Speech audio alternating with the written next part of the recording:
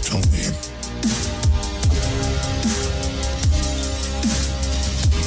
This world will fall. Like all the others. This is crazy. Honestly, I think we're all gonna die.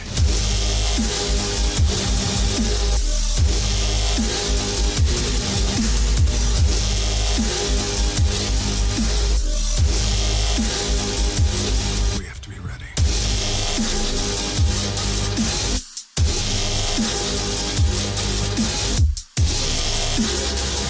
Really cool. You guys seem ready to do battle and stuff. I've never done battle.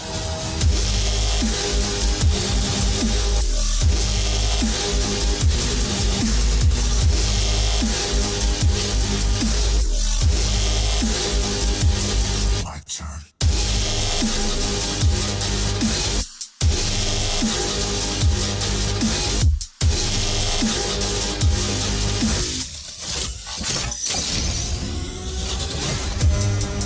No protectors here.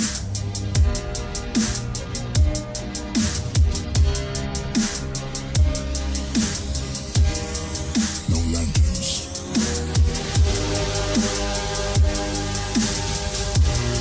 No Kryptonian.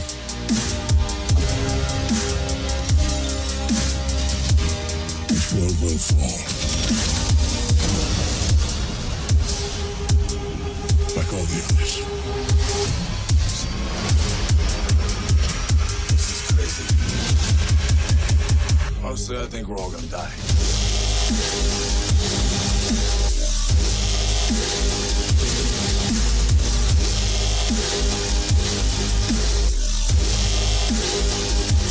We have to be ready.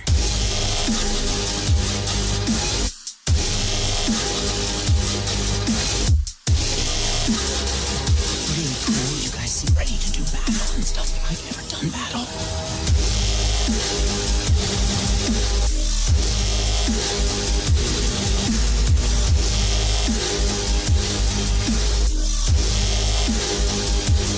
My turn.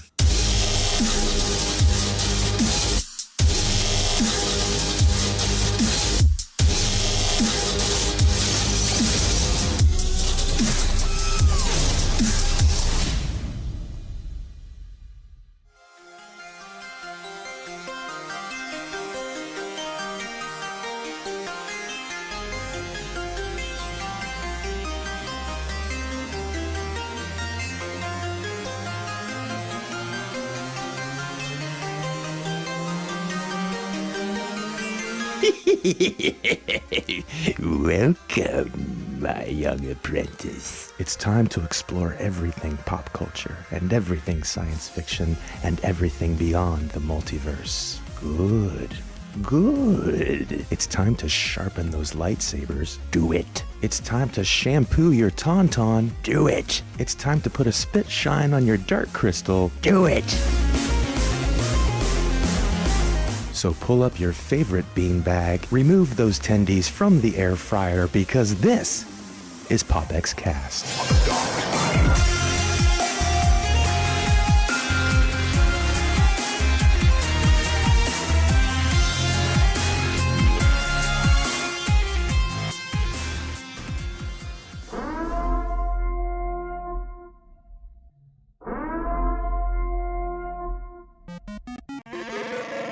You are listening to PopXcast, where science fiction meets pop culture.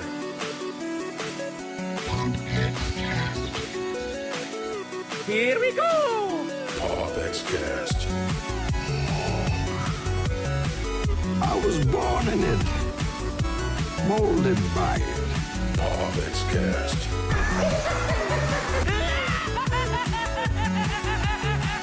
No strings on me.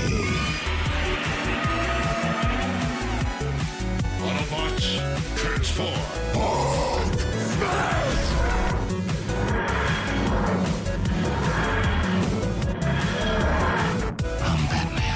By the power of Grayskull! PopXcast. We're doomed. Goal here at Tyrell. More human than human is our motto. No, Here's Johnny. Never had a pet pony. Hasta la vista, baby. PopXcast. Captain's log supplemental.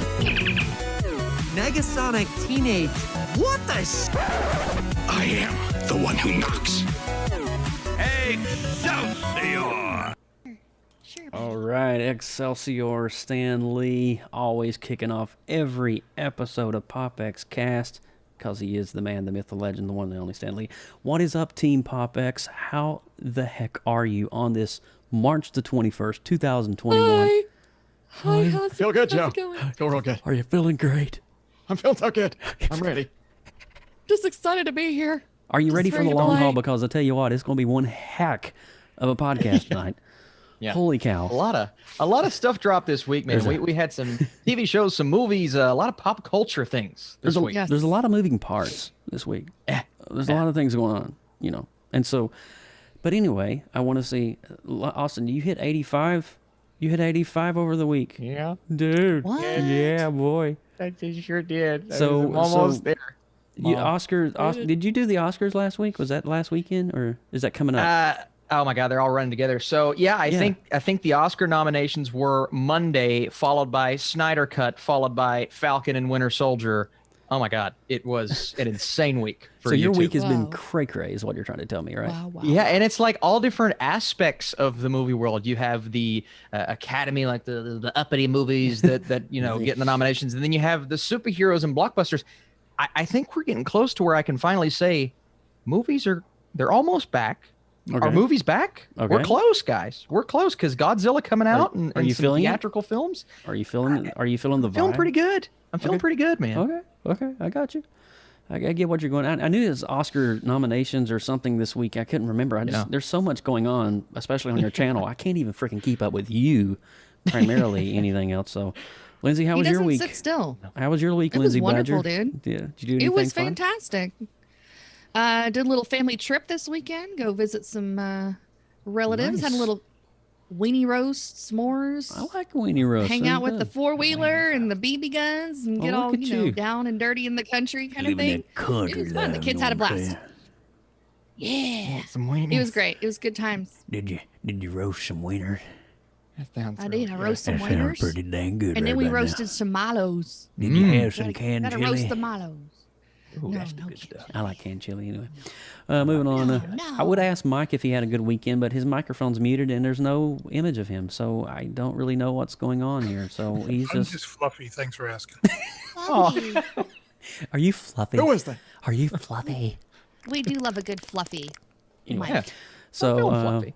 well, I guess we're going to kick off the episode here this week. By the way, I didn't even change even the update document, anything. so please adjust accordingly We've because done this. yeah, done this well, before. I know I'm getting bad, I think is what it is, but you know, it's so cool that this is episode 118. Like I said, ladies and gentlemen, we are not going to be, just a couple things before we open up the intro of the show, we're not going to be doing any news this week because this show is just going to be so jam-packed. There's a lot of moving parts, like I said, and I want to make sure that we have time, and this is not going to be the Snyder Cut of PopXcast. You see what I'm saying? Nobody needs to wear an adult diaper to watch this show. Well, I already am. I was Oh. getting ready to say I just replaced mine before I went Well, live. Yeah. I doubled up just in case. So You're doubling down or doubling up? It's going to be that up, epic. down, in between, sideways, diagonal. You What never is know. going on? I don't know. Oh, Anyway, good. Austin Burke, kick us off. Let's get this thing started. All right, so I am Austin Burke, the Appalachian geek at heart and in his liver. We'd like to welcome everyone joining us live in the PopX.live chat room. Come hang out with us and join the conversation at PopXcast.com. If this is your first time tuning into PopX, the first 20 minutes or so, normally we're going to run down the headlines since our last show and then dive into the show topic. But today we have two distinct show topics with a retro rewind as well. That segment is fun, and I can't wait to talk about today's film. So a jam-packed show today. Indeed, indeed. And I'm your host, Joseph Burke, Central Florida's seasoned comic book nerd and retro enthusiast. Now, I want to thank everybody for joining us over here in the PopX.live chat room on our YouTube Live. I want to say a big shout out to all of our favorite fans that are joining us right now. It's John Poffenbarger. We got Nuclear Venom hanging out with us. We have, oh my gosh, Usama We have Darth Baca. Of course, Darth Baca has been with us for probably, I don't know, 7 years now? I don't know. We weren't even conceived, and he was still with us as PopXcast, but that's amazing. Want to remind everybody to join us over on the Creative Multiverse. We're just a part of this really cool group of creatives that create a lot of art. We do a lot of fun things, and if you want to see some of the stuff that we do, and you want to be a part of some of the things that we do, the word prompt challenges, and etc., just get on Facebook groups and search the Creative Multiverse, and that will get you connected with us. Yes. And I had a little birdie tell me before the show that we are being shared out on haps.tv. Oh, we're on Haps, huh? What's up, Haps? So what's up, friends, over there What's on going Haps? on? Thanks for sharing out the show, and I hope you guys enjoy it tonight. Well, thank you. So last week we threw down on episode, was it tonight? 117, right? I think it WandaVision. was. Where am I at right now? Who am I? Who am I? I don't even know where I'm at. 117. We finished up the series Yes. of WandaVision. We threw Finale down recap, and yeah. discussed the last 2 episodes of the goodness that wrapped up that storyline. And then we also did a little bit of retro rewind talking about one of my childhood favorite movies, The Never Ending Story. Yes. So make sure you go back and rewatch that episode and all of our other wonderful episodes that, all of them are our favorites. They're all our babies. Yes, they Go are. back, watch love them kids. at popxcast.com, and all of the goodness for geeks of all topics are right there for you. Indeed. All right, so Yes. as I always say, not right now, Okay. but after tonight's show, Yes. Hey. I need you to go over to Google Play or iTunes. Go over there. And click that subscribe button. No, you want And to. catch up on all the should do amazing shows of the PopX archive. While you're there, we'd appreciate it if you'd show us some love, leaving us a 5-star rating, and maybe a couple of nice words in the review box. That would be super cool too. That'd be great. Thank you We love it. We just Appreciate love all the love. Now, like I said, TMI. I don't know. I don't know what he's. I think I know what he's referring to, but I Here's don't the wanna- diapers. Yeah, it's Maybe. a diaper. Yeah. Speaking of which, Okay. Oh. sorry, I pulled that from Steve Martin. Did you ever see that Dirty Rotten Scoundrels? That's when he, exactly when you said it. I'm like, I know what he's doing. That's so God. good. God, Oh, it's that's so good. great. It's That's so a good. great pull. All right, guys, we are going to roll right on into Retro Rewind this week, so don't go anywhere. There's no news, like I said. It's going to be back to back to back all show long. Be right back.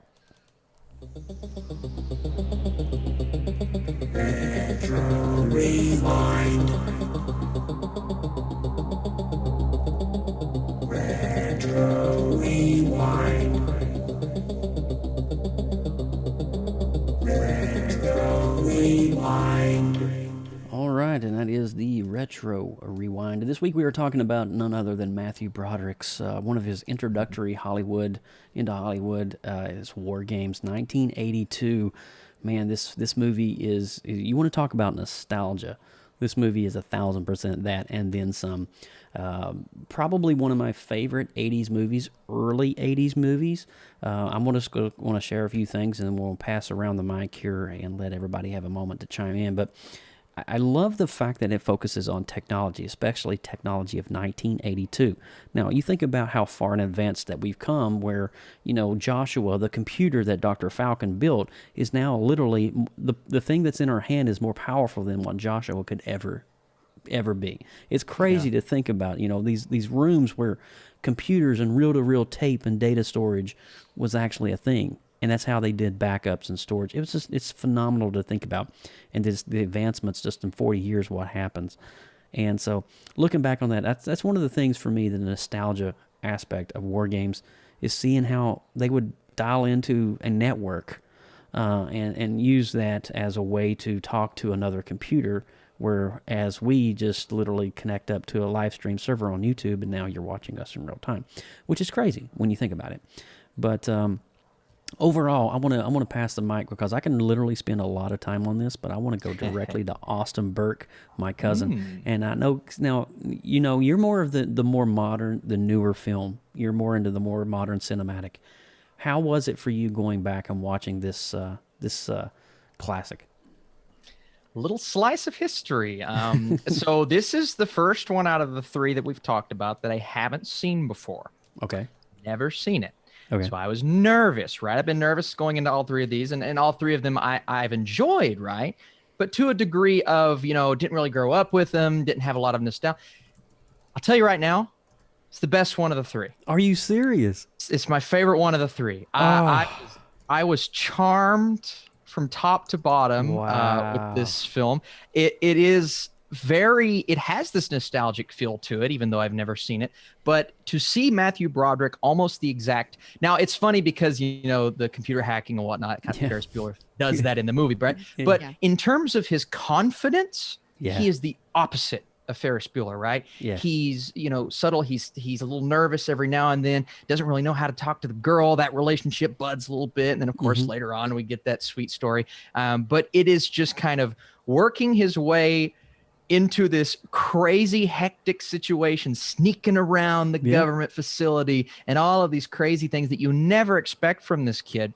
And the fact that he's getting bad grades and he's this smart is awesome. But it just shows you like he's a little lazy, but he can do it, right? Right. And then to see what he actually does in the third act with the WarGames and actually kind of outsmarting the computer in the way that he goes about it. Man, I had a great time with this movie. I did. Awesome. It was fun. I was in it. I thought it was well made. There were only minor issues that I had with the story every now and then. And sometimes they'd use some sound effects and things. I'm like, okay, but I can't believe how much I love this movie. And then my wife, Madison, she actually watched the whole thing with me. Wow. And she has nostalgia for this movie. So this is one that her dad used to put on for them. And it's one of their favorites. So, man, whole can of worms opened up with this film. It was awesome. Well, let me ask you, great time. Before I pass the baton to Lindsay, how is it for you seeing, now these are films that I grew up with from my childhood, and there's about a 15-year difference in terms of the cinematic age gap between what I started watching and what you started watching. Yeah. And so how is it seeing films that are classics, you've heard are classics, and are solidified in pop culture, but how is it now that you're starting, that Joe is essentially kind of opening up this can of worms for you? How is this journey for you? I mean, so far I'm feeling a 3 out of 3 hit with you.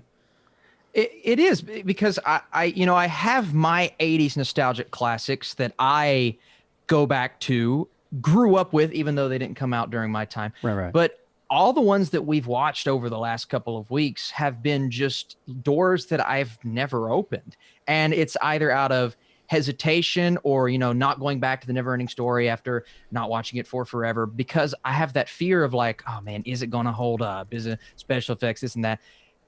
For the most part, it hasn't mattered because the magic has been there, and it's almost this time capsule going back and experiencing what it was like. And I think WarGames is the best experience for me from that, because this takes that time period, encapsulates it perfectly, gives you a great adventure, a well-written adventure, and you have Matthew Broderick at the forefront, who is just so charming and compelling, even as hesitant and subtle as he is. So cool, man. I mean, this was That awesome, is so dude. cool. I want to use it. you shout out right now to iTalk Marvel 227 over in the chat room, and we got Magpie hanging out with us. What's up, Magpie? And we also have Leggy. What's up, Leggy, on the radio? It's so good to see you, Miss Helen Wallace, all the way from over in Europe. What's up, girl? Wow. How you doing? Lindsay Badger, WarGames, ready, go. Oh my gosh. WarGames. Again, I do have that nostalgic tie in. It's definitely a treasured movie from my childhood as well. Not nearly as obsessed. I don't think I watched it nearly as many times as Neverending Story, but nonetheless, it still has a fond place in my heart. The most joy that I experienced from watching this movie this week is that I got to share it with my family. Oh. My 2 young children had never seen this movie before, and my husband hadn't seen it either. So it was kind of a joy to watch their reactions and their initial experience with not only the old tech and trying to explain to them what a payphone is, first of all. Yeah, that's a conversation starter. And what I mean, like, all the computer equipment that he had stacked in that corner of his room, you can literally shove into a phone now, and so the kids don't get that anymore. Yeah. And you said earlier, Joe, about Joshua fitting in a phone. Yeah, I mean, all of our technology today is so micro compared to what they experienced in the show. So it looks a lot more impressive in that movie. On the scale of everything. On the scale of everything. And there is, even if you take all of the dated technology out of it, even though it's a technology movie, the storyline is so intriguing. It brings you in. They have really great character development that makes you feel a connection to both the main characters as they go through this journey of wacky government shenanigans. And the amount of research that he put into trying to tap into this password at the beginning of the movie is highly impressive for a teenager. He did his work on it. I was just like amazed, because I mean, I guess that just kind of shows you how smart he is and how driven he is to reach a goal that he is set to. Not necessarily smarts in school, like book smart, like he's a little bit of a rebel, but it still shows that he's not just some brat kid. He actually does have an intelligence there, and he's driven to reach his goal, whatever that is. And I really admire that part of the character, and that carries throughout the entire show with him, jimmying the lock of the little keypad and breaking out of his little jail cell or whatever that room was, and even remembering the tic-tac-toe conversation with the doctor, and at the end tapping that into to save the day at the end of the movie. I mean, he's always pulling in those really intelligent nuggets to show that he's not just some average punk. He's actually an intelligent guy. That's awesome. It's amazing. I really enjoyed I always enjoy this show. It's always a fun thing. I love hearing that. You know what I love about that too, Lindsay? I was just hearing you talk, and I love that you shared that with your family. You guys made it a family venture. Yeah. So that's the point of this, is the films that we choose are going to be fun. They're going to be fun like that. And I want to now pull over to Mike, one of our tech gurus from Atlanta. Now I know he is my retro 80s counterpart, as well as Lindsay is. And so, Mike, what was your thoughts on WarGames? I know you've probably seen this a million times at this point. Oh yeah, this is one of those that it fits right up there with Ghostbusters, Back to the Future as an 80s classic. Time could be on TV, even if it'd be on just one of those networks like TNT, TBS. It'd be one of those movies I just throw on just to have on. And, and I can relate to the technology back then. I remember computers I had with floppy drives and those big floppy disks. Dude, that thing was big, dude. Yeah, he had the big floppy. I never had them. Pull the lever down.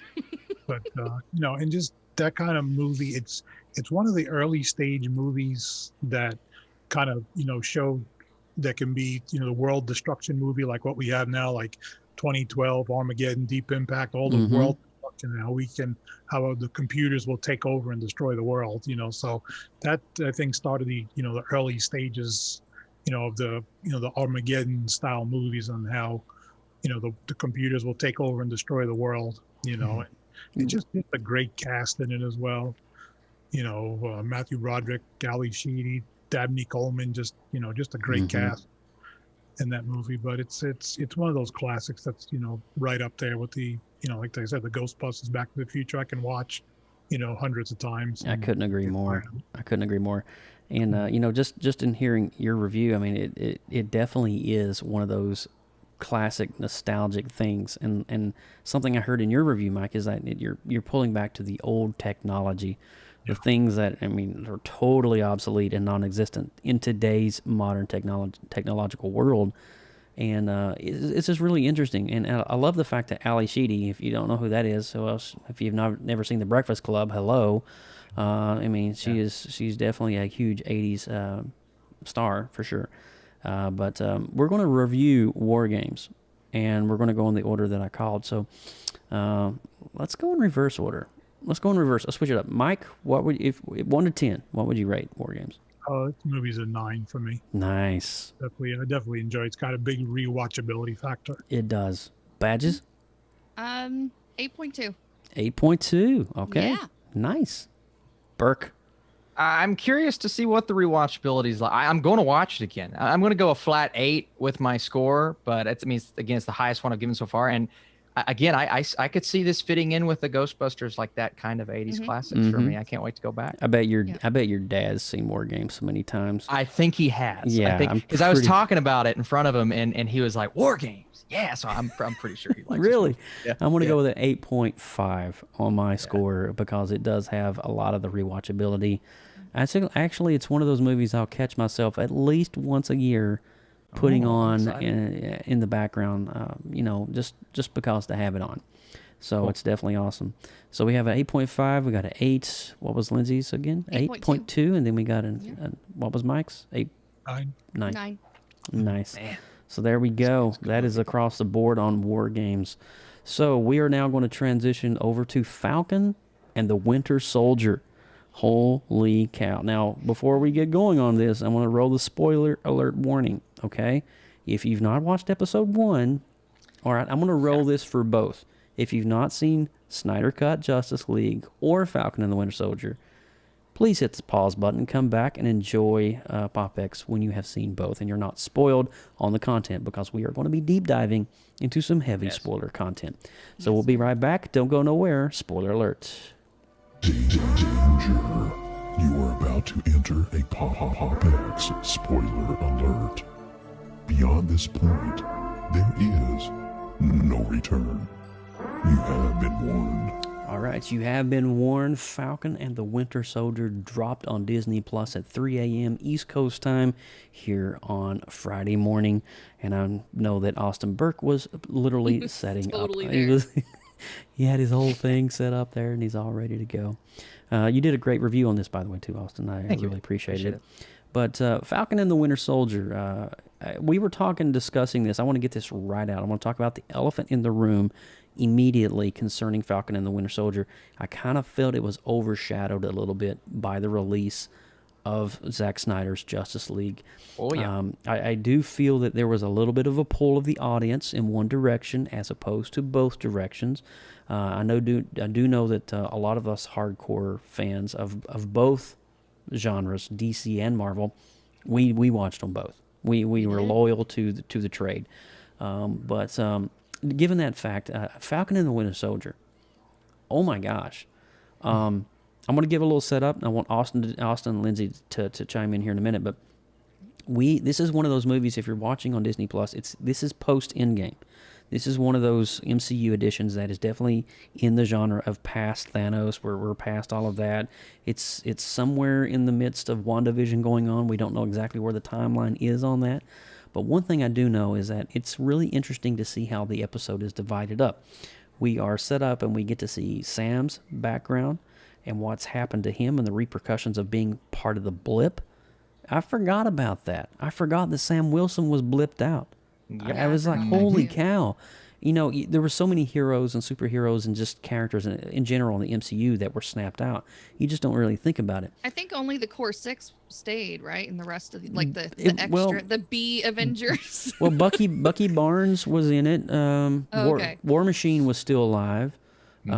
Black Widow was still going. You know, there was a mix. It was a hodgepodge, essentially. Okay. But I love the fact it's not my favorite MCU episode. It was a little slow. There's moments that was a little slow for me. But I do love the fact that it spent the time. It dove into Bucky Barnes and Sam Wilson's backstory post-Endgame. Where are they at? How are they adjusting? How are they trying to find themselves post-Steve Rogers, post-Thanos, post-Blip? And I really love the direction that Marvel went on this. Now, I can see the trajectory where they're going to go for the next 5 episodes and setting up, what is it, the flag, what do they call themselves? The Flag Smashers. Flag Smashers, which is a weird name for first and foremost. We're the Flag Smashers. But Austin, I want to turn it over to you and Lindsay as well, and Mike. I want Mike to chime in. We'll start with Austin first. What was your overall take on episode 1, Falcon Winter Soldier? Yeah, it's definitely slow. It's definitely a little slower than I was anticipating. That's not necessarily a bad thing. I think we open up with a great action scene, very reminiscent of the Winter Soldier when we get Cap's little adventure, and funny enough, against Batroc the Leaper. So it's almost like the same. Yeah, it was like the same kind of, and then you have Henry Jackman's score, which is the same guy who composed Winter Soldier. So I'm getting Winter Soldier vibes. And you guys know it's like my favorite Marvel movie. So I'm hyped up. And then we take a second, we step back, and we kind of go into Sam Wilson and his sister, Bucky Barnes, marking those things off of the list, trying to right the wrongs of his past, which is nice to see them dive into. We also got a great flashback scene with him in the mask and the Winter Soldier theme song playing again, and I got chills running up and down my arms. But I like seeing the exploration of those two. Now, we never got the interaction. I think we're setting up for the next episode, but we got a lot of introductions that I think are going to play into the villainous aspects of this show, whether it be the Flag Smashers. Who is the person with superpowers there? Well, we've kind of seen who it is from the teasers, and we understand what she's going to be, but it's very interesting to see where they get their powers, what their mission is, and if, I don't think they are, but if they are the villains, or if Zemo is behind the scenes kind of pulling some strings. And I also think Zemo has maybe something to do with the other Captain America we get. But we also see, kind of going forward, we see Zemo, Falcon, and Winter Soldier walking together in one of the teasers. So I'm like,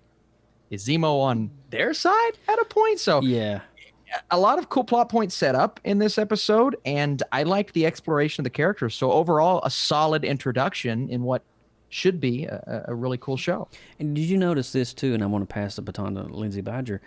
In the opening sequence, the battle sequence where they were trying to rescue this soldier, did you notice that soldier was the secret agent? Wait, which one? The soldier. Yes, that was Kurt Russell's son in the fuselage of the plane that they were trying to rescue.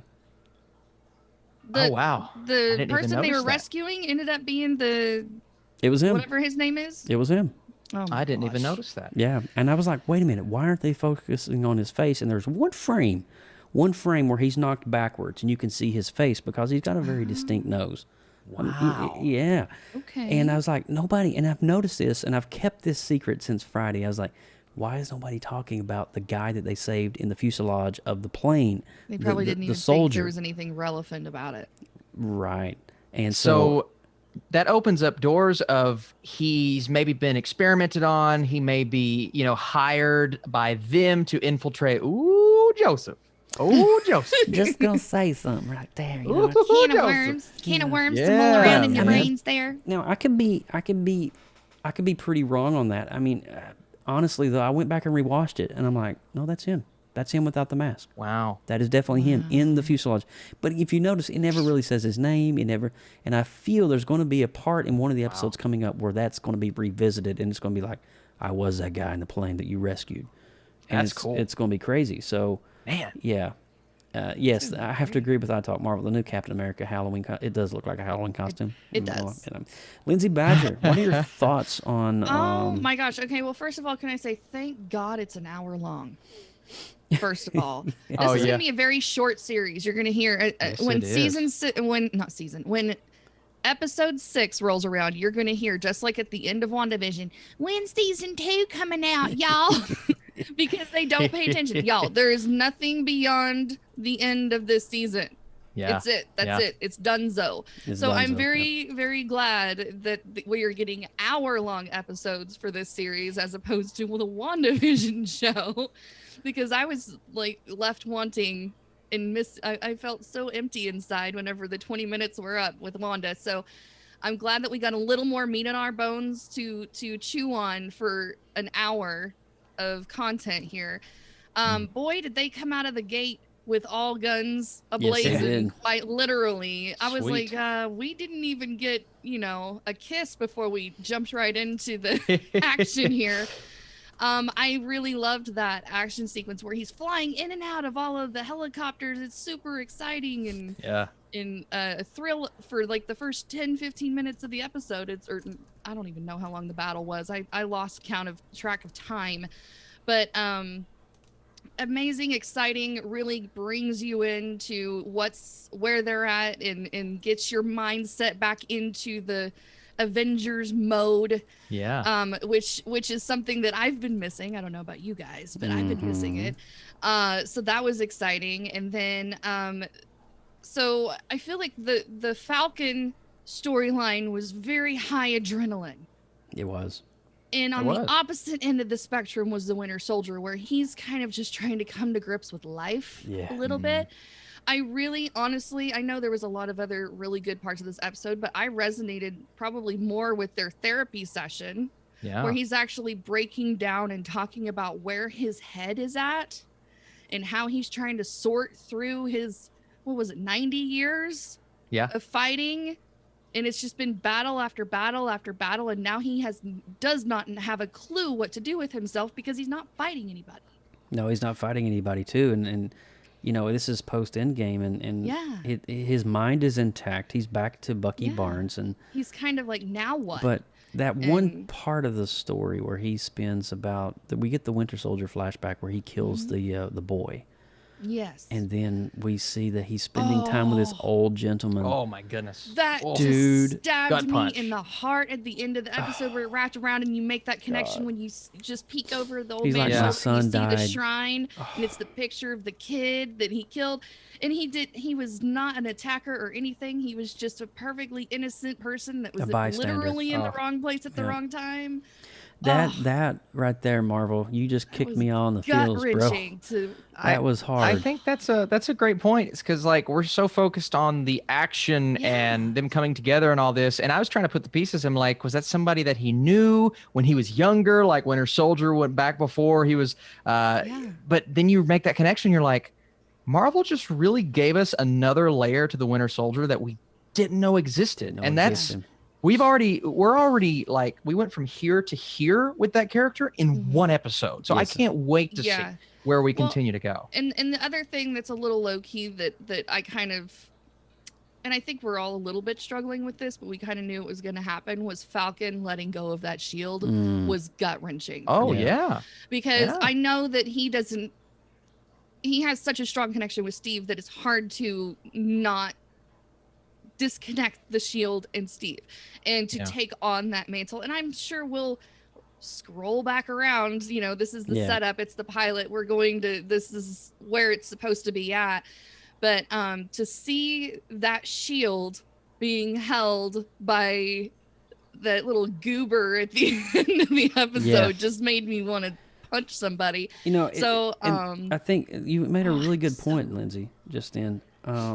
Both of these characters are vastly connected with Steve Rogers. Yes. Especially Bucky.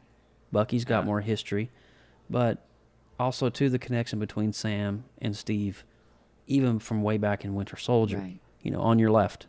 You know, and the training and stuff, and it's just really fascinating to see these two characters in. Maybe in their prime. Yeah, I can say that. They're in their prime. They're in the height of the MCU legacy. And it's really, now have we been introduced? Peggy Carter's daughter wasn't in this episode, was she? Or no. Not this one. Not this one, no. And so we didn't get to see Zemo either. But I do love the setup. One of the interesting things about Sam's backstory that really compelled me was he went to try to get a loan for the bank to try to buy his family's shrimping boat. And he's not had any credit for 5 years. He's like, you don't have any income. You don't have any financials. You don't even before think the blip, about you that. didn't have financials. He was like, did Stark pay you? And he was like, no, it was all about goodwill to man and blah, blah, blah. Yeah. I was like, man, if you really think about that, try to buy something. You've not been existent for 5 years. You've been considered dead by your local government. Yeah. And now you're trying to go get credit and you can't because you don't exist. That's crazy. You don't think about that. No. I mean, all the repercussions from the blip, and then you go into a bank and try to ask for, and you get rejected because you got blipped out of existence. First of all, talk about punchable faces. I wanted to punch that guy around the face. Oh. But then we go back to him trying to take a selfie with Falcon, and you're like, this is the life he's living. He's like, being no, accepted by fans, but he's doing it out of the goodness of his heart. He's not getting paid for it. So I love that. Yeah. This is awesome. Mike Ippolito, what did you think about Falcon and the Winter Soldier, man? Was there anything that stood out for you on this particular? It was nice to see, you know, Marvel cinema, you know, on TV with the opening action sequence. I mean, what That's normally you only see stuff like that in the theater, you know. So it was good to see them come out strong right at the beginning, you know. And I'm a big George St. Pierre fan, so I was glad to see him back. Yeah, you know, and you know, and just the action was good. And then I don't know, for me, it just like fell off a cliff like real fast, like to where it kind of went down, like it brought you kind of back down to earth, and it just kind of the episode really slowed down. But you know, it was hard to see, you know, Bucky trying to get reacclimated to life, and even what, you know, Sam. Okay, this is now everybody's going back to life now, and hey, thank you for saving the world, but you know, bye, see ya.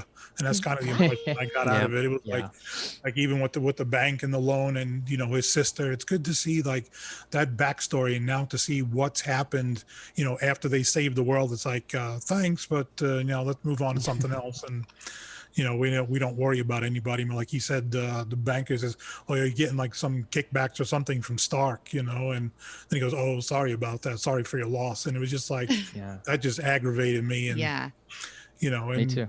And it's kind of hard to see how this series is going to go after just one episode. I'm sure it's going to be good. And I kind of figured out the time frame. You know, it's right after, about 5 months after WandaVision. Okay. You know, WandaVision was like about a month right after Endgame, and then they were kind of saying it's about 5 to 6 months, you know, after WandaVision. So that kind of the timeline, you know, matches up. You know, it was great to see Don Cheadle as Rhodey. Rhodey was a cameo. I hope to see more cameos. I mean, I'm sure we're not going to see, you know, I doubt, and I'm not even going to, you know, put my hopes up to see, you know, Chris Evans as Captain America. I couldn't see it being that big, but you know, it's good to kind of, you know, they were asking, you know, where's Steve Rogers now? And hopefully we kind of get an idea, even so we may not see him, to get an idea of where he is at. You know, he did, Sam passed a remark that he's got moon stuff to do back in DC. So moon stuff. That was so funny. Yeah. So hopefully we get an idea, but, and then to close it out to see Captain Chinny at the end. I could have done without that. Hopefully they put an end to that in a hurry. Chinny. I'm telling you. And you know, they tweeted though this week that he's going to be in the MCU for a while. Oh yeah. This particular the U.S. agent. I mean, we know he's a U.S. agent. Yeah. Oh yeah. Yeah, but they're calling him the new Captain America, but technically his handle in the comics is the U.S. agent. I can tell you right now, that boy is about to turn bad, go rogue, or something. And it's so funny. I'm seeing people. He already has the most punchable face in the Marvel Cinematic Universe, and he's one of the most hated villains. And he was on like Instagram or something, going, "Guys, just in it for 30 seconds, all right? The mask didn't fit me very well. I apologize." The thing is, like, he's a really good-looking dude in real life, and then you see him in that mask, you're like, punch him in the face. And so they did a good job of that, because that's what they wanted. They didn't really fill the mask out very well. I don't think she's all grin. My goodness. I don't think certain. Yep. No, I don't think certain geographical parts of his face aligned up proportionally with the mask. And I think that was probably looked like on me purpose. in that Captain America mask. Remember that picture? Oh. That's what it looked like. I It looked think like high me. school. You did better on that, Austin. Thanks for, You did I filled better. it out a little on bit that. Yeah, better. you wore it better, I think. But Totally wore it better. Talking about Falcon and the Winter Soldier. I mean, from episode 1, I know we're only one in, but where do you feel the vibe of this going? Where do you feel the mantle of the shield gravitating to? I'm asking all three of you. Or in the chat I think room. I think it's going to be a bit of a split. You know, I think eventually Falcon is going to honor the request of Steve Rogers, but I think it's just as much Winter Soldier's as it is his. And I'm not just saying that because Winter Soldier actually has superhuman abilities. I'm saying that because they are both taking the mantle of the legacy of Captain America. Bucky righting the wrongs of his past, moving into this complete hero vibe, and then Sam Wilson always being this trained soldier, now, you know, moving into, I'm no longer a sidekick. I'm not on an adventure with Black Widow and Captain America. I am Captain America. So by the end, you're going to see that suit change along with mentality change, and we're going to see these two kick some bootay in the final few I kind episodes. of feel that, I'm echoing you, Austin. I kind of feel that the mantle of the shield is going to be led and spearheaded by both. I don't really see one or the other, and then U.S. Agent's going to be his own different crazy storyline. But Austin, I mean, Lindsay and Mike, how do you guys feel on this? I can agree with you. I feel like well, here pretty quick. Hopefully, like next episode, their paths will cross each other. We hope so. And because I mean, we got to get this ball rolling. We only have 6 to work with. So at that point, I think they're going to kind of have this come to Jesus meeting about, dude, why'd you donate the shield? It was given to you because he felt that you were worthy, and you know, this whole thing. And I feel like Bucky was Steve's best friend and was always his, you know, right arm guy to lean on. Well, and he was there to even have before the encouragement. change. Yeah, way before when they were kids. So I feel like Bucky's going to play that role with Sam. Sam doesn't have the confidence yet to feel like he's worthy of playing that role. And that's kind of what Bucky did with Steve, was to kind of lift him up and encourage him to embrace what was given to him. So I feel like you're going to kind of have that camaraderie kind of develop with them, even though they're probably going to be at odds at first. I feel like that's a little bit extra on the play up for the teasers, but I feel like that by the end of the show, we're going to have that same kind of vibe going on between Lindsay the two of them, Badger like him deep and Steve. diving. Look at this. That's what I feel like. It's gonna Love it. Spot on. Back. What are your thoughts, man? What do you think is? I think the two of them will kind of, you know, battle it out a little bit, you know, because Sam needs to kind of, you eventually realize that he's going to be taking over, you know, from Steve Rogers, and it's just a matter of he may need to be knocked around a little bit to make him come to his senses. So I think he may see a little come to blows with each other. I think there's going to be a clashing of egos, kind of, is what you're saying. Yeah. Until he finally realizes, you know, that he needs to be the one to do it. But they'll both be, you know, out there to, you know, keep up the, you know, if you want to call it the memory of Steve Rogers, or you know, legacy, or whatever you want. legacy rather, you know. But I mean, this doesn't lead into any kind of into a movie like WandaVision. Well, is it? Well, this is supposed to lead right into Falcon and the Winter Soldier. Is supposed to be leading up to the next phase 4 of the Avengers, if I'm not mistaken, is where the overall initiative that they're going. Yeah, I think essentially where they're going to fit in the universe after this is they're going to set that up, right? Yeah. And I also think if we get like a Thunderbolt Ross or something like that, we could almost lead into that hemisphere of the MCU too. Because again, I think we're going to get Red Hulk eventually. I think we're going to get some of those characters coming into play. So we could open up a lot of doors. Freaking Red Hulk, man, bring it all day. Dude, you know, telling you, man, it's happening. It's happening. But I think it's really good. I think the first episode, I mean, my only gripe with the first episode, and I understand why they did what they did, there was a couple of slow parts. But I'm gonna you know, digest those slow parts because they were very much needed. We needed to pause from the action scene of the opening, and we needed to really see what's going on in the lives of Sam and Bucky. And honestly, it's not good. They're both kind of scrambled right now. Sam is picking up the pieces of his family. His family's literally on their last whim financially. And Bucky is a hot mess psychologically, still trying to figure out his path.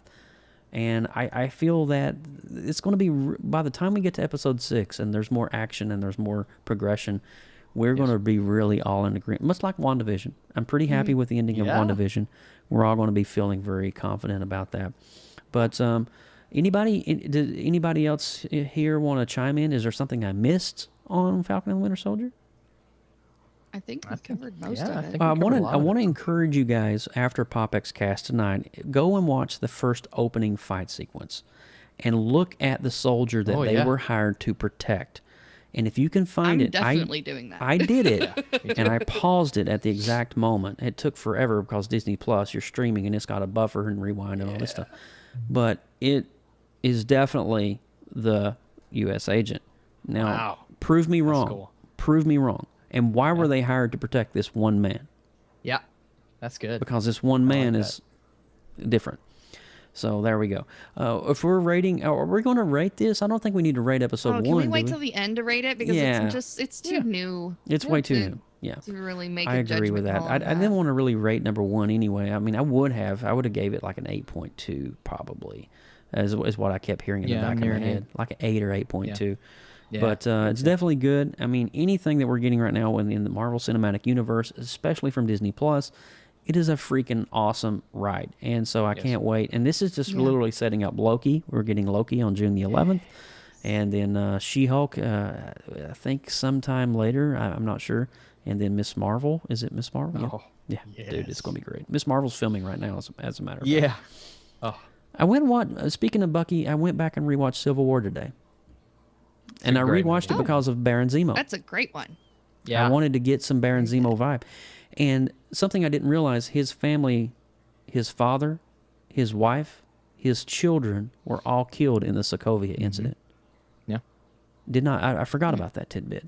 So he has a huge agenda and a motive to do what he's doing. And the one scene I forgot, he was getting ready to take his own life. And T'Challa. Yeah. Yeah. And so I tell you all of that. Go back and watch Civil War, and it kind of sets up some good Falcon and Winter Soldier vibes. It'll give you some good stuff there. Yeah. All right, so we're going to transition over to Zack Snyder's Justice League.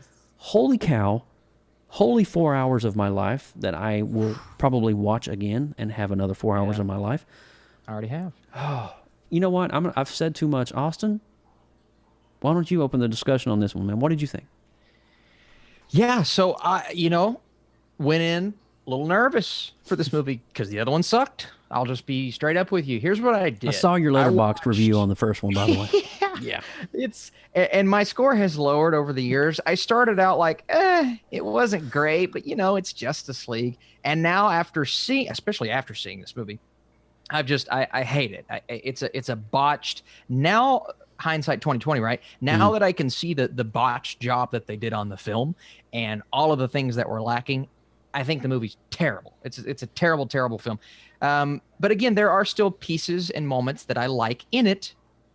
Those moments, at least the majority of them, transferred over so well into this 4-hour epic. Now, I don't think this movie's perfect. And, I said, of course the movie's not perfect. There are some moments that, especially going back and watching it the second time around, it does hold up on rewatch, by the way. But some things like the Wonder Woman, every time she's on screen. Oh my God. Every time she's on screen.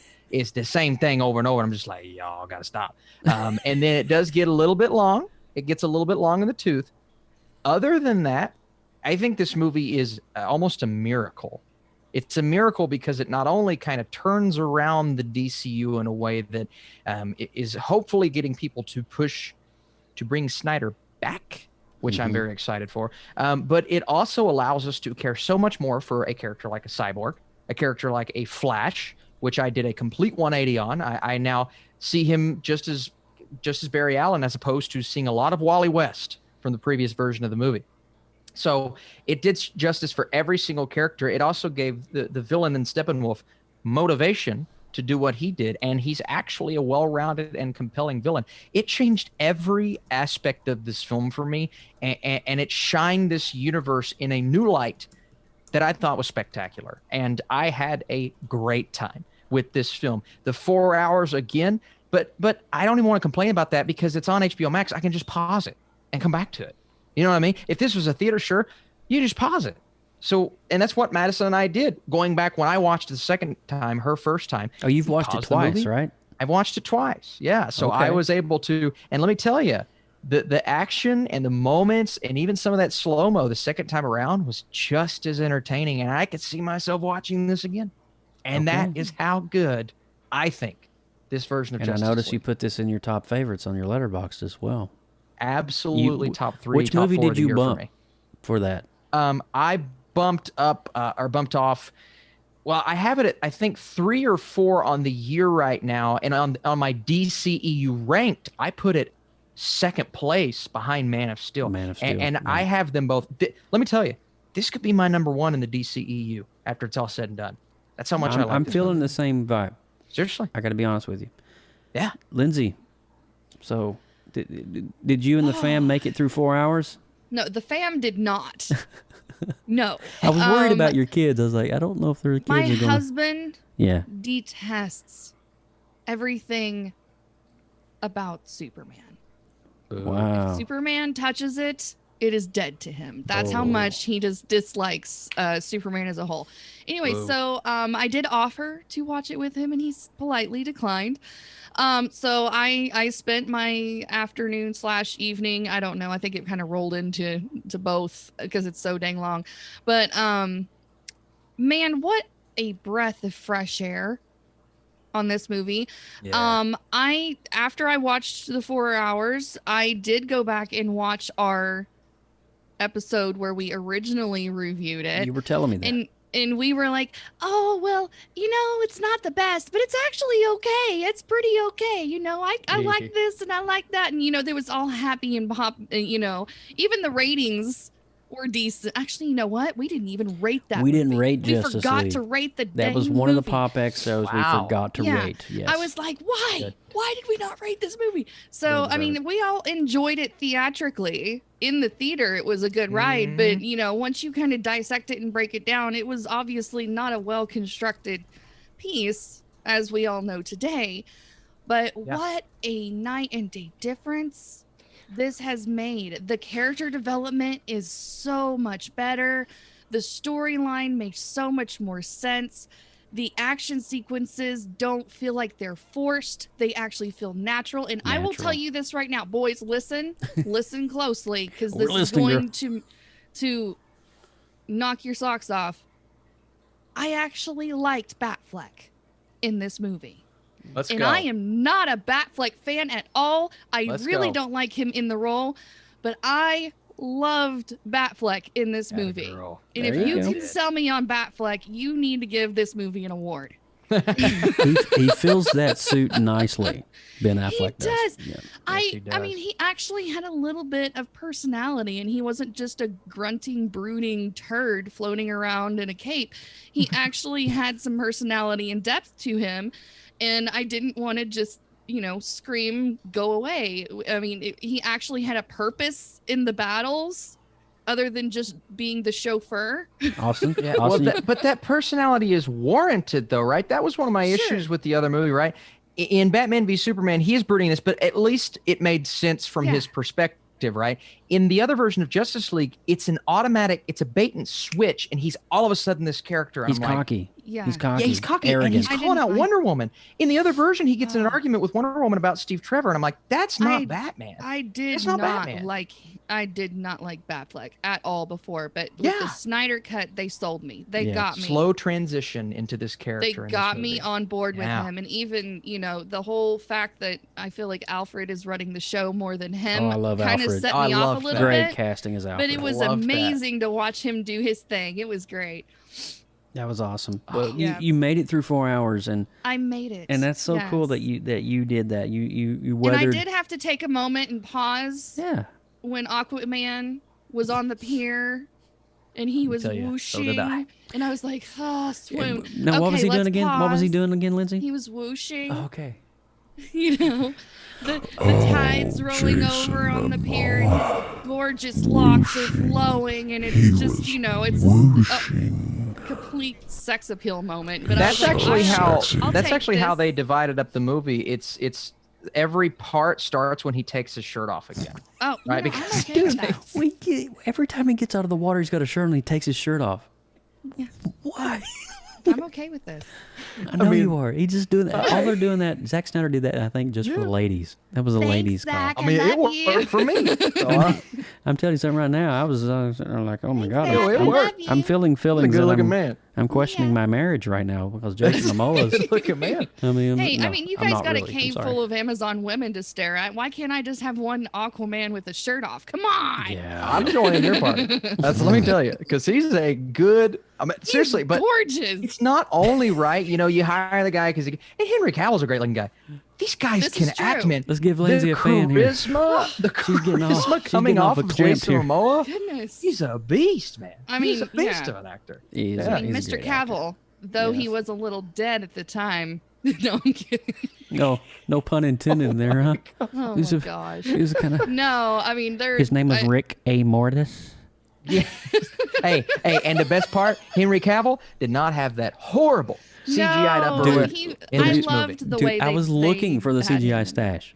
I was like, Thank God. And thank God that was all Joss Whedon's. It's just an automatic. Yeah, it's is it just an automatic? Like, oh, is it there? No. It's like, oh, look, we don't have a horrid face. We of finally Henry got to Cavill. see the black suit. Oh, wasn't that I was cool? so excited about that. We got to see the black suit finally. And we didn't start out. I think the work. So watching these two back to back was hilarious because I actually wrote down everything different. So we start out the Joss Whedon film with this horrible vertically filmed scene with Superman coming down to this kid's like, "Hello, little kid," and then we get Batman on the rooftop, which doesn't make any sense. It's cool to see Batman.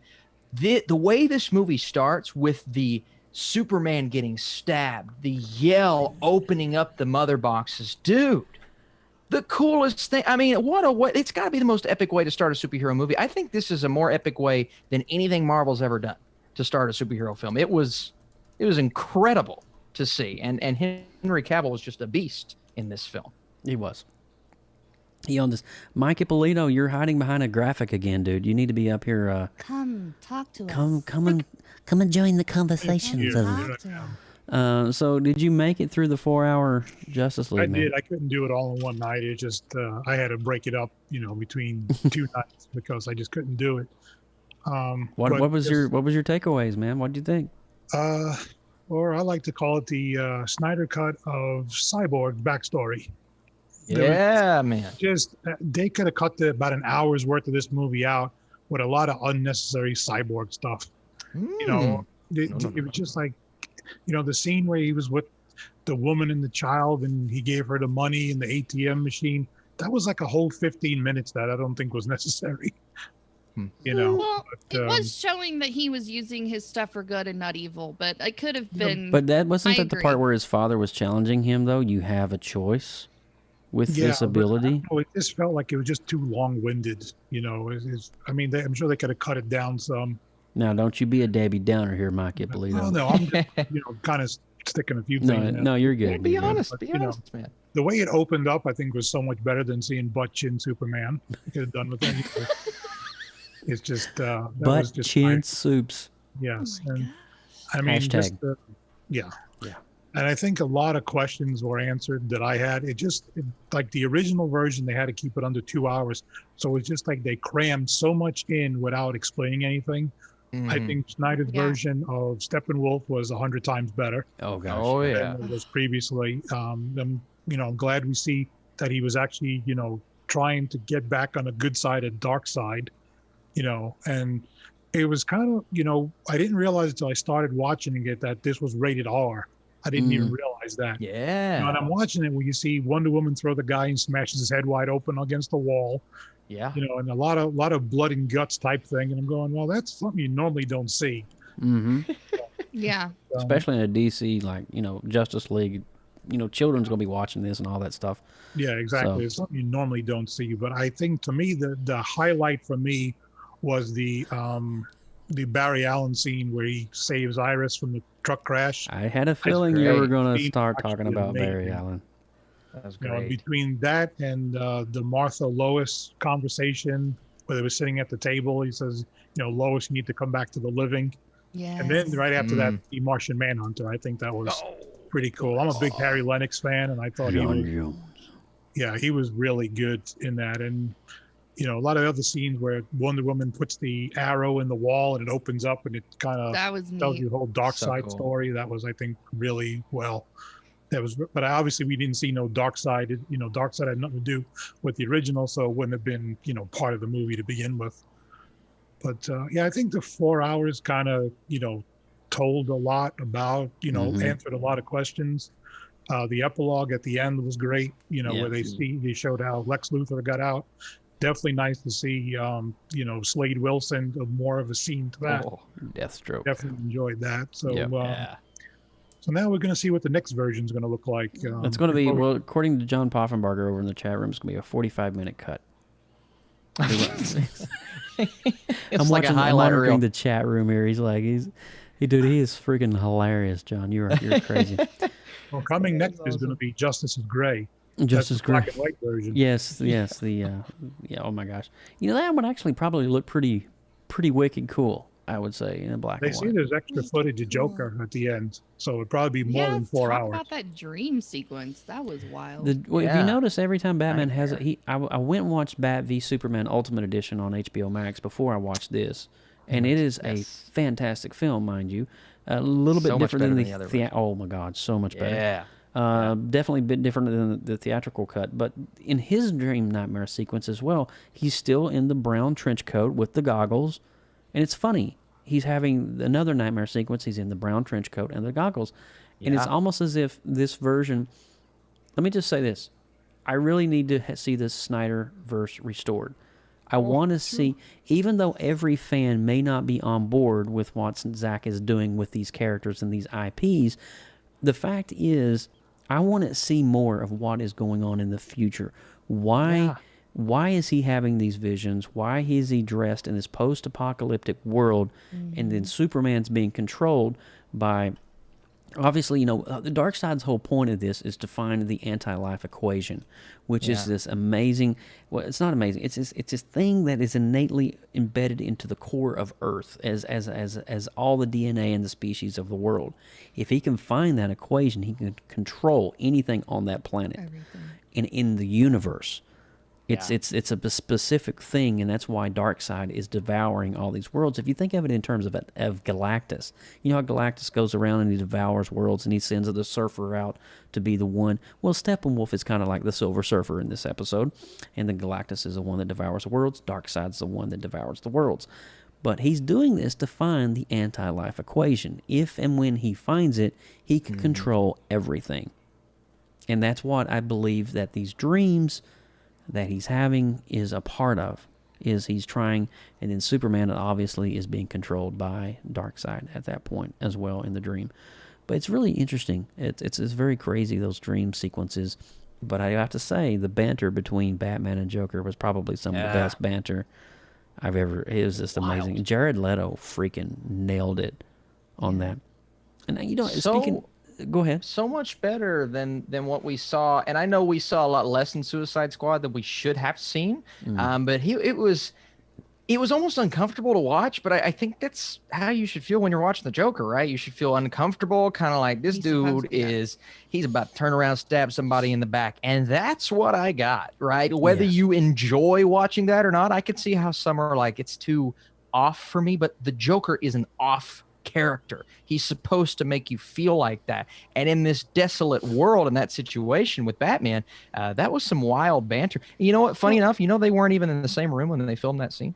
I believe that. Batman and Joker. Really? They were in two different rooms. So I was impressed with how they put it together. Yeah. That's insane. Yeah. Did you notice, speaking of new film footage, did you notice the end scene when we're in epilogue of Ben Affleck's character, Bruce Wayne, talking to Martian Manhunter? Did you notice that was a different visual version of Ben Affleck? Because that was a new version of Ben Affleck? New. It's a little bit. Because you can tell down a little bit and older. Yeah.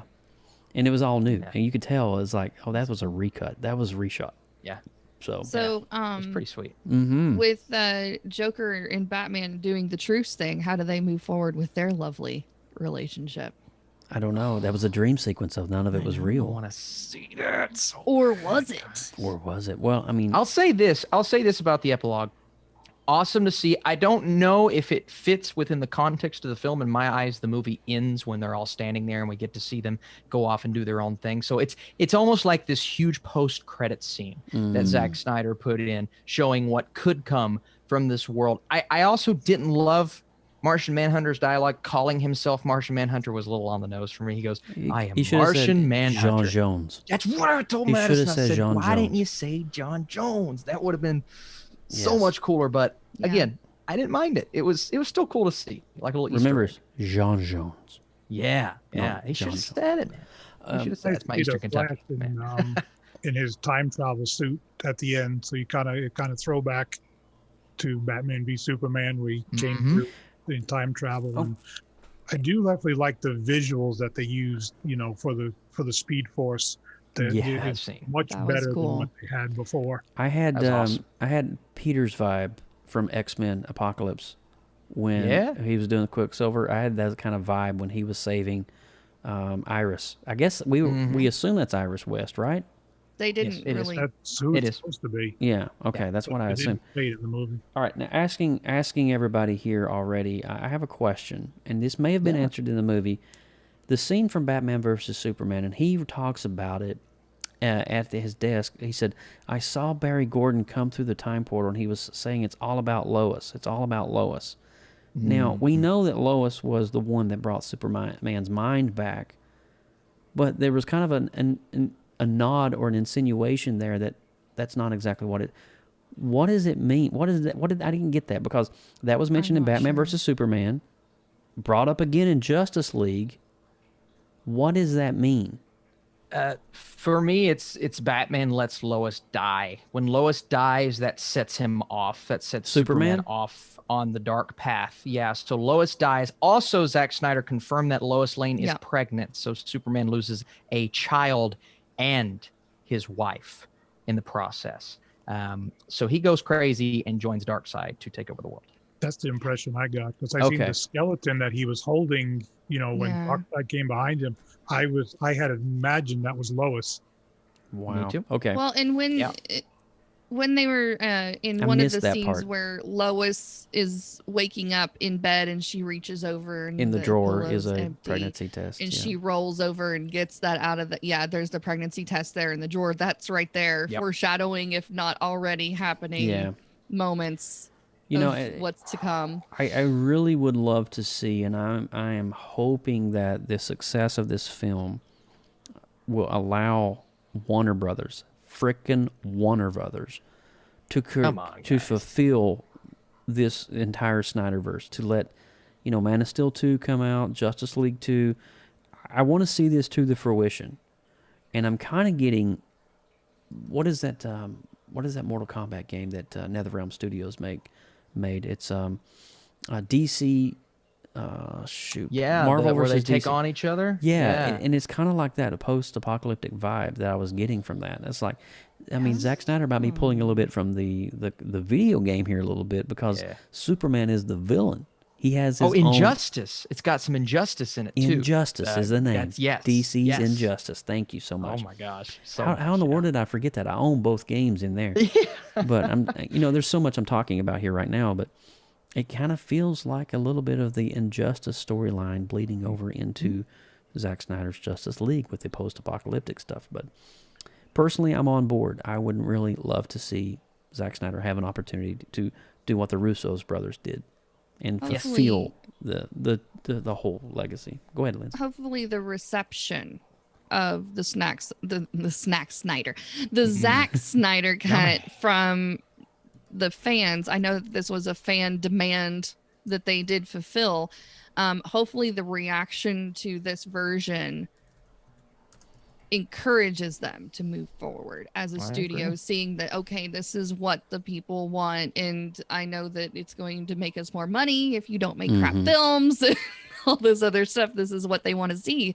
So hopefully they take a note from that and move forward with the rest of the talk about that. Zack Snyder did release the story for Justice League 2 and 3 because it was under the impression that they would never be released.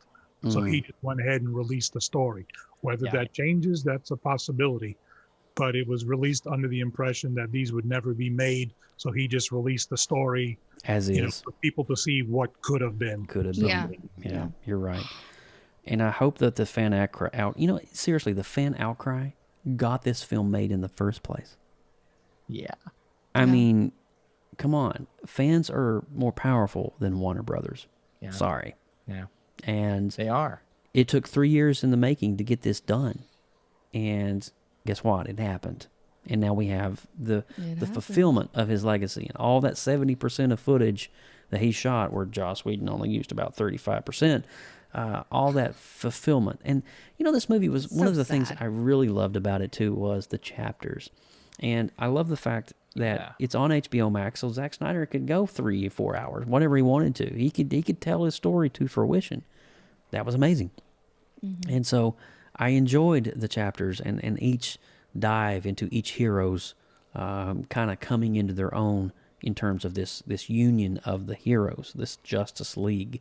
And I enjoyed it. I love the Aquaman backstory. There were so many added scenes there that I was like, oh my God, that's new, that's new, that's new. And I just picked it up immediately, all the new stuff. It was great for me.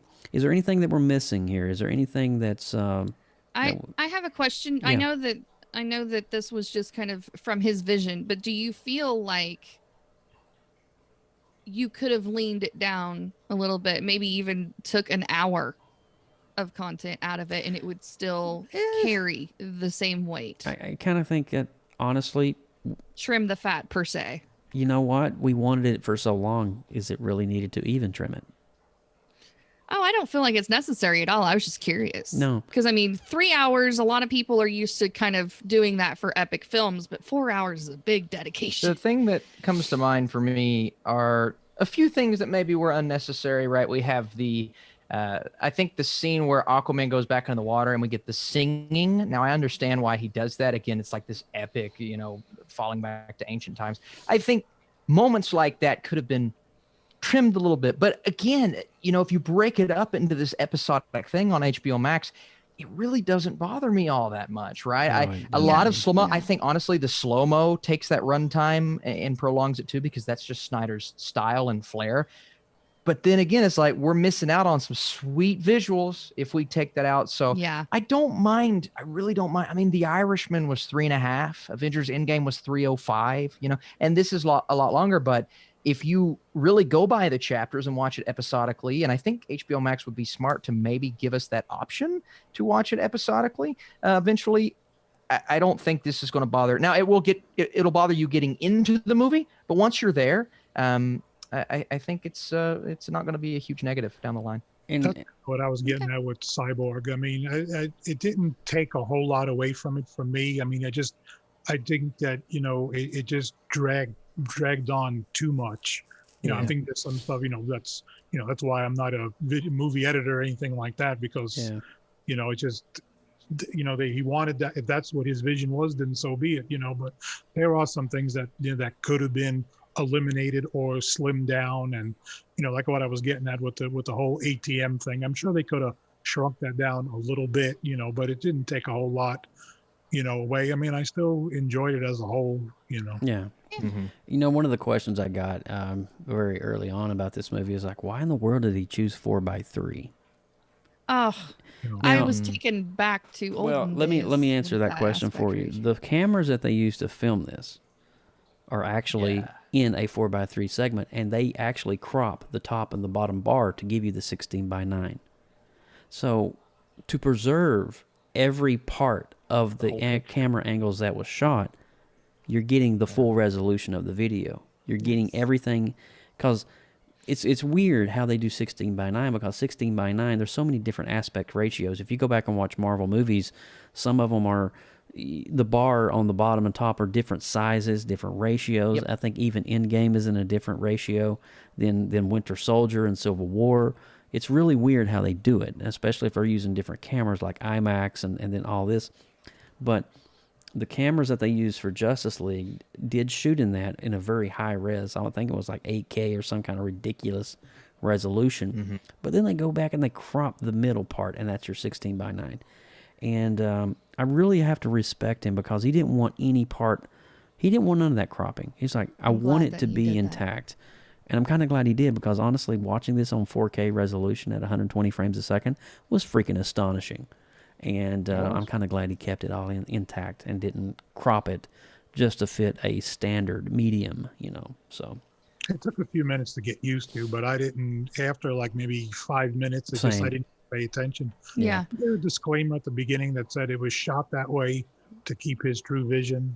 I don't know if there was a disclaimer there was some kind of message that flashed up, but it was something about this is 4:3 ratio, blah blah blah. I didn't really pause to read the whole thing. Yeah.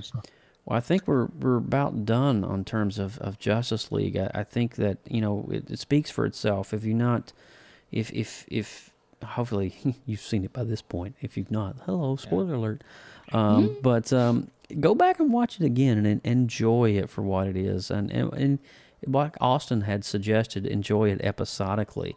Maybe watch chapter 1 one day and come back and refresh, watch chapter 2. And you can make this, you can expand this out over a week if you wanted to, technically. But I think that we've said all we want to say about Justice League. I think it was a phenomenal movie. Is it better than Joss Whedon's? Oh my God, yes. And I'm so glad that Zack Snyder finally got to use all the footage that he originally shot for this film and was intended for this film. And it was just really gratifying to see all that new footage coming in through the scenes as the movie was progressing, because I could pick it out immediately. Austin, Lindsay, Mike, do you guys have any closing thoughts or anything on Justice League? I just want to throw out something real quick. I guess I found out about it after the fact. There was a Spider-Man Easter egg thrown in there. Ben Parker. Ben Parker is on the wall. Yeah, Ben Parker, his name is on the wall behind Flash during that fight scene. There sure is. If you pause it at the right point, you will see Ben Parker. Yeah. So, I think I saw a meme on the internet. Tobey Maguire was doing the cry meme. It was like Ben Parker. So that's so good. Well, let's officially rate Zack Snyder's Justice League, shall we? Let's give our full rating. Austin, what are you going with out of, do your normal rating, however how you do it. Yeah, I, first time around, I went at 8.2. I wanted to see how it resonated and if the runtime really got to me. I'm going to up it just a little bit. I'm going to go an 8.4 for this film, because how I grade things, I have different categories, and one of those is whether or not it resonates with me. And I actually put that up by 2 points because it hit me just as hard the second time around, and I actually noticed more that I liked, right? The things that stuck out that I didn't love as much, they're still there, right? But everything else, this is one of the coolest superhero movies I've seen in a while, and I'm really glad it's on HBO Max. Mm-hmm. Badges? I'll stick it at an 8. 8? Yeah. Oh, that's good. It's a solid good watch. Nice. Yeah. Mike? I'm going to go with an 8.5. I thought it was considerably better than what we were originally given in the theater. And, it answered a lot of questions that I had, opposed to just being everything thrown together in a big hodgepodge pile. At least it explained a lot of stuff. Right. So, but I'm looking forward to, I know that there will be a home release of it. We're supposed to see that in the U.S. here around May. Yes. Oh, yes. Really? Yeah, and it's supposed to be on a BD100, which is a triple layer Blu-ray, where they can put all 4 hours on one disc. What? Supposedly the speculation is one disc will have the version we saw on HBO Max. The second disc will be the black and white Justice's Gray black and white edition, and then 2 additional discs with all bonus footage. My gosh. That should be, a heavy. Are they doing a steelbook release on that? Maybe. Okay. I may have to deep dive. Even though I can watch it for free on HBO Max, I may have to add that one to the arsenal just to have it to the arsenal. Yeah, well, we have 8.4, 8. Mike, I'm going to actually ditto your score. I want to go 8.5 as well. Nice. I was elated, and when that black and white Superman outfit came flying through, I'm like, holy 1994 Superman, we finally freaking have the black suit. And it's really weird. I was going through. There's a local artist here in town, and he's a Superman I don't want to say entrepreneur. That's not the right word. He's a Superman fanatic. Aficionado. Thank you. And he was saying on his Facebook post today, I was like, I don't like the black suit. And I was like, have you not read the comics? I'm like, seriously. And he's an older gentleman, and he's more traditional. He's more into the Christopher Reeve Superman of that era. And I'm just like, dude, where were you at between 94 and 96 when Superman was rocking the long hair and the black outfit? I mean, I wanted him to go all out. Give me the long hair. Give me a big grizzly long hair beard, too. dude. Come on, let's go. But I love what we got still. Yeah. Alex Lopez over in the room says he's giving it an 8.7 out of 10. Hey, if you're watching this on our live stream on our YouTube channel, or you have downloaded this to your device and you're listening to the podcast version of this, let us know. Give us a comment back at popxcast@gmail.com or whatever, and let us know what you rated the Snyder Cut.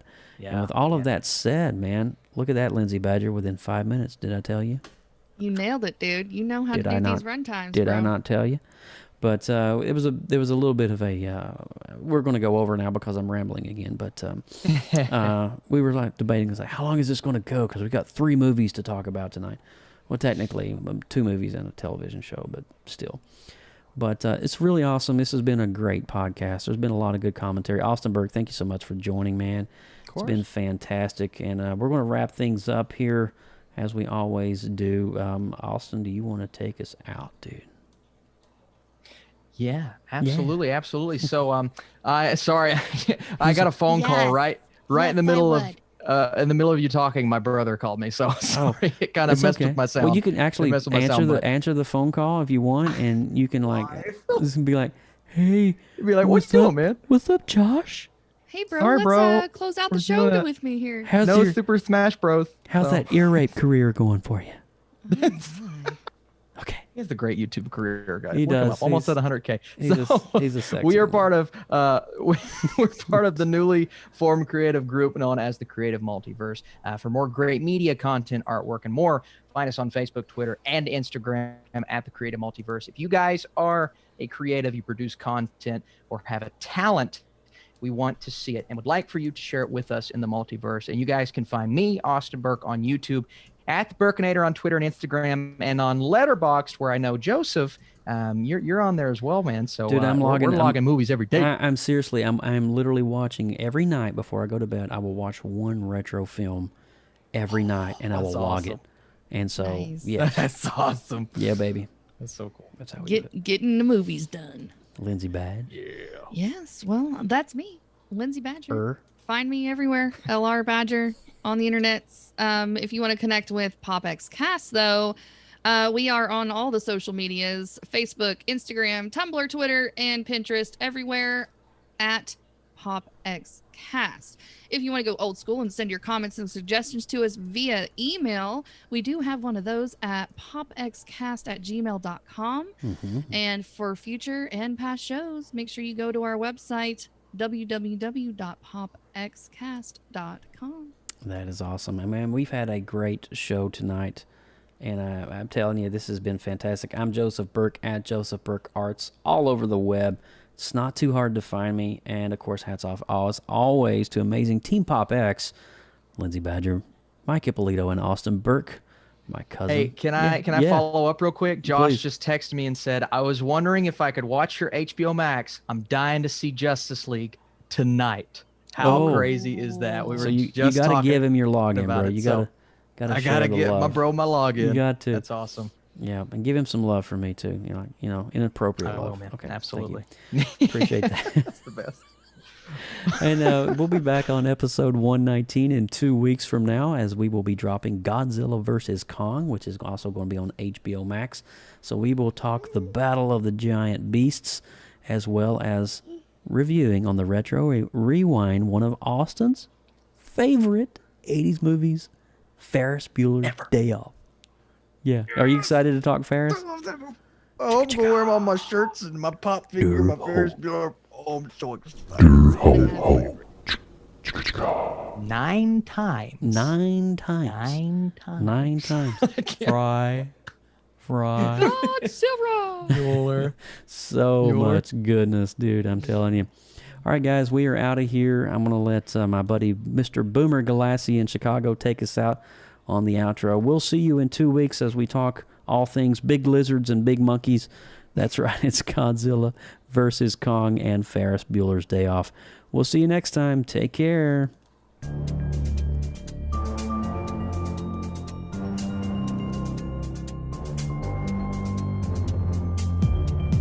From everyone at PopXcast, thank you so much for listening. Please subscribe to our YouTube channel and click that notification bell so you know when we go live next. Drop us an email, popxcast@gmail.com. Throw us up a like on Instagram and all those other social media outlets at PopXcast. Until next time.